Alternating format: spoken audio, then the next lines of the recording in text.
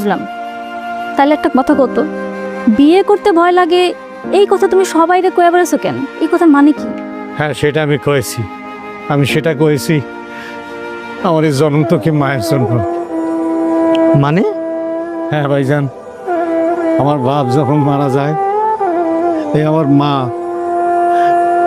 আমাদের লালন পালন করার জন্য মানুষের বাড়িতে কাজ করেছে, ঝিগিরি করেছে। এমন কোনো কাজ নেই যেটা করেনি। চায়ের দোকানে কাজ করেছে, কাজ করে করে আমার মানুষ করেছে, বড় করেছে। আমার সবসময় ভয় ছিল, আমি দেখতাম মানুষজনের বাড়িতে বউ আসলে পরে মারে কষ্ট দেয়। আমি চিন্তা করেছি যদি আমার বউ আসে আমার মার সাথে বনিবনা না হয়, আমার মারে যদি কষ্ট হয় তাহলে আমি সহ্য করতে পারবো না। আমার মার কষ্ট আমি সহ্য করতে পারবো না। এই জন্য আমি বিয়ে করতে চাইনি।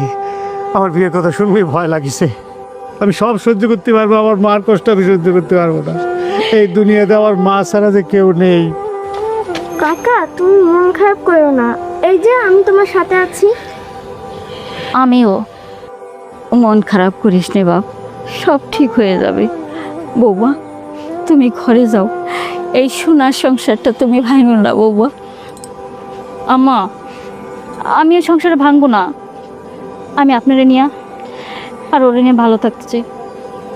বিজলি মানুষ লুটপাট করে বিভিন্নভাবে টাকা ব্যাংকে রাখে, লক্ষ লক্ষ কোটি কোটি টাকা। সেরকম টাকা আমি তোমার জন্য ব্যাংকে রাখিনি, কিন্তু তোমার জন্য আমার কি আমার জন্য? ও আমার এই বুকটার মধ্যে তোমার জন্য অনেক ভালোবাসা আছে, অনেক। আমি বোঝাতে পারবো না কতটা। একটা মেয়ের জীবনে এমন স্বামীর চেয়ে ভালো উপহার আর হতে পারে না বিজলি। আমার কাকার মতো ভালো মানুষ এই 10 গ্রামে একটাও নাই। কাকি প্লিজ তুমি আমার কাকার ছেড়ে যাও না। না রে বাবা, তুমি আমারে ক্ষমা করে দাও। আমি না জেনে তোমার মনে অনেক কষ্ট দিয়ে ফেলাইছি। আমি এ সংসার ভাঙতে চাই না। আমি তোমারে আর আমার আর কখনো কষ্ট দিতে চাইতেছি না। তুমি আমার মাফ করে দিই। আচ্ছা ঠিক আছে, তুমি যে আমার বুঝতে পারছো, এতে এতে আমি খুশি। আমার আর কষ্ট নাই। আচ্ছা ভালো কথা, দোকান তো অনেকক্ষণ বন্ধ আছে, আমি একটু দোকানটা জাস্ট চুপ! হ্যাঁ? কিসের দোকান? হ্যাঁ, কোনো দোকানে যাওয়া যাই নেই। আজকে থেকে তুই ঘরে বসে থাকবি। আজকাতে বড় বলে খামু কিরে ভাই, এটা কয় কি?